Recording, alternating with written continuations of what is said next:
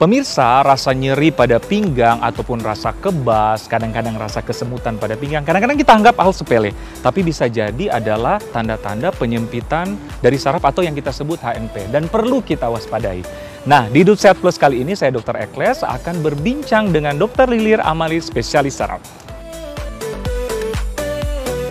Kalau nyeri pinggang ataupun kesemutan bagian belakang, hati-hati saraf kejepit. Apakah benar demikian, dokter? Ya, jadi nyeri pinggang itu salah satu penyebabnya adalah HNP atau saraf kejepit. Jadi tubuh kita ini disangga oleh ruas-ruas tulang belakang ya, dari tulang belakang mulai ya? Leher, punggung, pinggang hingga ke tulang ekor. Di antara ruas-ruas tulang belakang itu ada bantalan namanya diskus intervertebralis. Baik. Dia terdiri dari cincin ya, cincin yang kuat, di tengahnya itu ada bantalan berupa soft gel. Gunanya untuk meredam benturan tadi dan supaya gerak kita fleksibel. Kenapa tuh terjadi saraf kejepit? Jadi saraf kejepit itu terjadi apabila si diskusnya tadi itu, nukleus pulposusnya keluar dari tempatnya. Dan dia menekan saraf-saraf yang ada di sekitarnya. Oke, karena menekan otomatis pergerakan ataupun fungsi sarafnya terganggu ya, Iya, dokter ya? jadi memang ada gejala-gejala yang khas di HNP ini. Nah, yang sering terjadi itu paling sering adalah di HNP di bagian lumbal atau di bagian punggung. Punggung ya, dokter ya? Ya. Oke. Gejala khasnya itu adalah nyeri yang menjalar dari pinggang atau punggung, turun ke bokong, ke paha, lalu ke tungkai. Disertai dengan rasa kesemutan, kebas, terus bisa juga kelemahan tungkai, atau bahkan juga gangguan buang air kecil. Pemirsa, tim Hidup Sehat Plus sudah mengumpulkan 5 kegiatan sehari-hari yang katanya bisa mencetuskan HNP. Nah, yang pertama mengendarai motor, dokter. Apakah benar demikian, dokter? Jadi sering banget ya kalau mengendarai motor kita merasakan nyeri pinggang. Nah, kenapa seperti itu? Karena postur anatomis dari mengendara motor itu kurang bagus ya, kurang dalam posisi netral. Oke, gini kan ya, Dok? Ya, Oke. jadi begitu kita tegang, duduk seperti itu tanpa sandaran. Tanpa sandaran? Ya, duduk dalam waktu yang lama, tanpa sandaran, lalu juga misalnya nih, lagi berhenti, kita akan menopang berat motor dengan satu kaki. Ya kan? Itu akan memberi beban yang berlebih di tulang punggung bagian bawah terutama. Yang lama-kelamaan bisa juga berisiko HNP. Nah, terus apa solusinya, dokter, bagi pengendara motor? Ya, ada kan yang pekerjaan sehari-hari yang memang harus dengan menggunakan motor. Solusinya gimana, dokter? Ya, jadi yang pertama dipilih motor yang sesuai ya. Jadi maksudnya tingginya sesuai. Jangan kalau misalnya kurang tinggi terus pakai motor yang besar. Itu juga. Jadi jangan yang terlalu berat. Lalu juga misalnya motornya juga jangan terlalu lama. Jangan terlalu lama untuk mengendarai motor. Oke. Ya. Berapa lama disarankan segitu? Ya, disarankan jangan lebih dari 2 jam. Jadi setiap 2 jam disarankan turun dulu, Untuk berhenti dulu. Stretching dulu Iya, ya, betul. baru lanjut lagi mengendarai motor. Yang kedua adalah bersepeda. Nah, ini lagi digandrungi sejuta umat, bergoes-goes ria, dokter. Bener Nah, banget. katanya bisa juga mencetuskan HNP, dokter. Ya, jadi mencetuskan nyeri pinggang ya. Jadi kalau kita ingin bersepeda, itu ada tips-tips supaya postur kita tetap bagus dan mengurangi resiko HNP. Nah, seperti apa, dokter? Yang pertama, tentu kita harus menyesuaikan tinggi badan kita dengan tinggi sepedanya ya, tinggi Baik. sadelnya. Lalu diukur jarak antara saddle dan juga stang. Nah, usahakan dalam memegang stang ini jangan terlalu kaku, jangan terlalu kaku ya, oke. relax saja. Lalu juga ketinggian stangnya ini jangan ada yang sangat tinggi berbeda jauh dengan saddle ya. Jadi ada yang ke atas seperti ini Ataupun atau yang juga ke bawah. Itu Iya, itu kan tidak ada ya disarankan. model-model sepeda yang Seperti kekinian itu ya. seperti itu. Nah, itu akan memberi tekanan yang berlebih pada tulang belakang kita. Nah, kalau penggunaan handskun? Penggunaan sarung tangan ya, sarung tangan, ya. penggunaan sarung tangan yang nyaman itu bisa mengurangi getaran dari sepeda ini juga. Itu juga boleh diperbolehkan. Ingat tapi jangan terlalu ketat ya. Selain itu tadi posisi dari punggung. Ya, posisi punggung juga jangan tadi ya terlalu menekuk ya seperti ini. Lalu juga posisi kepala. Posisi kepala jangan terlalu mendongak. Oke. Ya, jadi dagu ditarik lebih ke arah dada seperti itu. Oke, baik. Yang Jadi jangan terlalu gini ya, dok ya? Iya, jangan terlalu mendongak. Lalu yang terakhir adalah posisi kayuhan. Posisi kayuhan ini penting banget ya, dokter Ekles. Berayun, Ya, oke. Tadi jadi harus saddle itu memang benar harus sesuai dengan tinggi badan kita sehingga tidak terlalu menekuk seperti itu kakinya ya, dan bisa lurus waktu mengayuh. Mengayun bisa lurus, dan ada Iya. tekukan seperti ini. Betul sekali. Dan mungkin ini ya dokter, beristirahat mungkin setelah 1 jam atau setelah 1 jam 2 jam itu kita harus melakukan peregangan atau stretching. Yang ketiga adalah mengangkat galon. Nah, gimana tuh dok? Kadang kan nggak terhindarkan ya mengangkat galon ini. Karena kalau misalnya kita sampai salah postur untuk mengangkat galon ini, tentu akan memberikan tekanan yang luar biasa pada punggung belakang kita.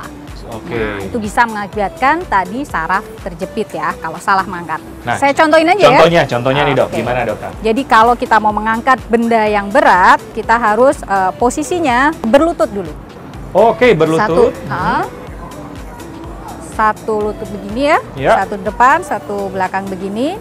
Dekatkan Galon. badan kita sedekat mungkin dengan si Objeknya objeknya. Ya, itu seperti ini ya. Oke. Lalu dipeluk seperti ini. Dipeluk. Ya. Lalu kalau bisa diangkat seperti ini dan menggunakan kekuatan dari tungkai. Jangan menggunakan kekuatan dari punggung kita. Tungkai. Jadi artinya Ya. kaki. Ya. Ya. Yang paling penting juga jangan memutar. Jangan memutar punggung kita. Nah, jadi kita harus memutar kaki kita seperti ini. Jangan begini maksudnya ya, karena ini akan mencederai tulang belakang kita. Nah, ini yang perlu kita perhatikan karena ini kegiatan sehari-hari di rumah, ibu-ibu apalagi kadang-kadang main angkat aja ya. Iya, betul. Tiba-tiba sakit pinggang atau kesemutan di bagian pinggang ya. Satu lagi yang bisa dilakukan adalah dengan jongkok. Jadi jangan seperti ini. Ini adalah posisi yang salah. Jadi ya. kalau begini Itu salah. Salah. Oke. Pasti akan Ya. mengenai saraf tulang belakang kita. Yang benar adalah posisinya jongkok. Dan tulang punggung kita tetap lurus, ya. Lalu diangkat. Nah, seperti ini. Ingat gunakan kekuatan dari tungkai. Ya. Dan jangan digerakin. Ya, ke kiri jangan atau gerakan kanan. memutar. Kalaupun mau kiri kanan, kakinya Harus yang kakinya memutar. yang berputar ya. Nah, harus diingat tuh, apalagi para ibu-ibu di rumah tuh, yang main angkat aja ya dok ya. Yang keempat adalah menyandang tas. Menyandang tas apalagi yang berat itu bisa mengakibatkan nyeri pinggang. Nah, yang benar adalah harus dua-duanya dok. Jadi tidak boleh cuman menyandang tas di salah satu bahu. Oke, kadang-kadang kita kan salah satu aja nih kayak gini. Itu sebenarnya tidak itu disarankan ya. betul sekali. Itu akan menyebabkan tekanan yang berlebih ya di tulang punggung kita. Oke, baik. Jadi bagusan dua gini dokter. Ya, betul. Dua gitu atau yang lebih baik lagi ditarik. Kayak troli. Oke. Jadi lebih baik lagi ditarik. Ya, Ini nggak ada beban apapun nggak ya. ada beban apapun. Ini solusinya ya. Nah, yang sudah terlanjur nih memiliki tas yang diselempang ataupun memakai satu bagian tertentu, itu gimana dokter sarannya? Ada pilihan lagi nih kita untuk memperkuat otot-otot namanya core muscles ya. Jadi otot di bagian perut, di punggung dan di bokong itu ada latihannya. Jadi stretching, penguatan otot supaya tidak mudah cedera. Tidak mau cedera. Dan atau bisakah dokter misalnya kan 5 menit sebelah terus pindah lagi 5 menit sebelah, itu dibenarkan atau gimana? Nggak bisa seperti itu. Memang baiknya memang harus dua-duanya ya. Satu lagi yang penting adalah pemakaian sepatu. Oh, itu partnernya tas tuh. Nah, Apalagi pada itu dia. wanita ya. Bener. Nah, gimana dokter? Jadi diusahakan jangan pakai heels apalagi yang tinggi. Jadi lebih baik sepatunya yang flat karena akan memberi beban juga kan yang berlebih dari betis sampai hingga ke punggung. Apalagi bagi para wanita yang bekerja di kantoran yang harus diwajibkan memakai heels nih, solusinya seperti apa? Bagi yang sering pakai heels, setiap 1 jam sarannya adalah dilepas dulu biar Stretching ya, kita dokter? bisa stretching. Saya setuju. Nah, selain itu juga bila di meja dilepas aja, sudah di meja kantor dilepas agar kakinya bisa flat, bisa Oke. menyentuh lantai. Jadi sambil kerja mungkin sepatunya bisa dilepas supaya menyentuh lantai yang rata. Yang kelima adalah menyetir mobil. Kita tahu bersama, apalagi kita hidup di kota-kota besar kayak Jakarta, menyetir mobil ini adalah kegiatan keseharian yang kadang-kadang lama dokter, Betul macet banget. dan sebagainya. Macet di Jakarta nih ya. Iya. Gimana dokter? Ya, jadi yang paling penting pertama tetap ya tinggi Tinggi. kursi dan jarak kemudi di antara Oke. kaki ya. Nah, kaki dengan gas dan Gas remnya, dan kopling dan lain-lain ya. Iya, betul. Nah, pertama adalah posisi tangan. Posisi tangan seperti apa, dokter? tangan boleh nih ya, yang penting nyaman. Tadi ini siku menekuk 120 derajat. Gini, jangan terlalu gini ya Iya, berarti ya. betul. Oke, Jadi seperti posisinya ini. rileks saja. Baik. Lalu juga posisi tangan ada di jam 10 dan jam 2 atau bisa juga jam 4 dan jam 8.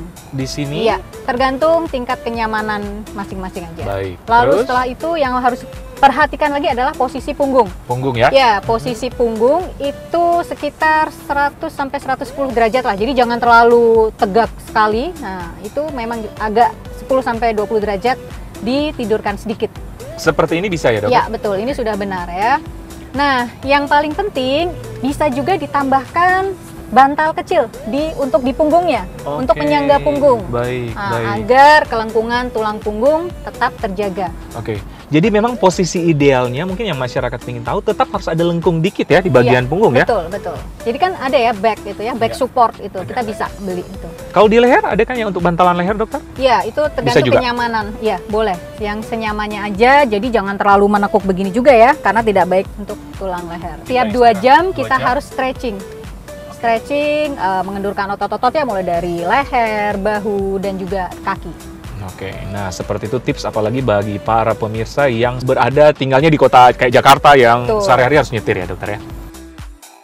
Baik, dokter Lilir, gimana sih penanganan pertama ya? Mungkin kalau kita sedang berada di rumah yang boleh kita lakukan sebagai orang awam. Jadi ada nih rest ya, jadi R-nya itu rest. Kita harus mengistirahatkan bagian yang nyeri. Lalu jadi di ice, dikompres dingin. Jadi dalam 48 jam pertama kita kompres Kompres dingin ya? Iya, Baik. selama 15 menit bisa sampai 5-8 kali sehari. Oh, Seperti itu dikompres ya. Lalu juga dibebat. Jadi bagian yang nyeri itu bisa dibebat atau pakai korset. oke. Korset lumbal korset itu Benar-benar. ya. Korset untuk saraf kejepit. Lalu juga kaki bisa dielevasi, jadi diangkat setinggi sekitar 30 derajat, bisa disanggah dengan bantal. Kalau keadaan tidak sembuh, kapan harus ke dokter? Jadi memang ada kalanya memang harus ke dokter, yaitu yang pertama apabila nyeri terjadi setelah jatuh atau kecelakaan. Memang nyeri hebat seperti itu harus segera ke dokter. Lalu nyeri yang semakin memberat, tidak sembuh dalam 2 minggu, Baik. nah itu juga harus ke dokter. Dan apabila disertai dengan gejala lain seperti kesemutan, kebas, rasa tersetrum ya di tungkai, ada kelemahan, dan juga misalnya ada demam, ya disertai dengan demam, lalu gangguan berkemih, gangguan buang air kecil, dan juga penurunan berat badan tanpa sebab yang jelas, itu Oh. bisa juga. Nah, itu tanda-tanda berarti kita harus waspada dan harus segera ke dokter ya atau tenaga medis terdekat. Nah, pemirsa, itulah bincang sehat saya bersama Dr. Lilir, spesialis saraf untuk Hidup Sehat Plus.